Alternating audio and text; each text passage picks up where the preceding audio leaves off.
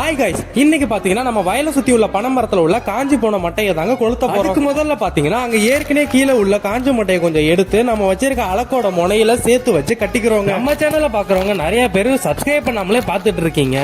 நீங்க பண்ற ஒரு சப்ஸ்கிரைபரும் எனக்கு ரொம்ப மோட்டிவேட்டா இருக்கும். சோ ப்ளீஸ் மறக்காம நம்ம சேனலை சப்ஸ்கிரைப் பண்ணிட்டு இந்த வீடியோக்கு ஒரு லைக் போட்டுட்டு பாருங்க. அதுக்கப்புறம் பாத்தீங்கன்னா நம்ம அலக்கண கட்டின மட்டையை நம்ம தாத்தா கொளுத்தி விட்டாங்க. நான் அந்த அலக்கை எடுத்துட்டு போய் அந்த மரத்துல காஞ்சி போன மட்டை மேல வச்சேங்க. அந்த நெருப்பை எடுத்துட்டு போய் அந்த மட்டையில வச்சோன்னே அந்த மட்டை எல்லாமே சீக்கிரமாவே புடிச்சுக்கிட்டு நல்லாவே எரிஞ்சிச்சுங்க. மட்டைலாம் நல்லா எரிய ஆரம்பிச்சதுக்கு அப்புறம் நான் எட்டக்க வந்துட்டாங்க. இத பாக்குறதுக்கு எப்படி இருந்துச்சுன்னா நம்ம கார்த்திகை மாசத்துலலாம் சொக்கம் கொளுத்துவாங்களாங்க, அது மாதிரியே இருந்துச்சு பாக்க. நாங்க எதுக்காக இந்த மட்டையெல்லாம் கொளுத்துறோம்னா இந்த மட்டை இருக்கிறதுனால நம்ம வயலுக்கு தேவையான வெயில் வெளிச்சம் படுறது இல்லைங்க.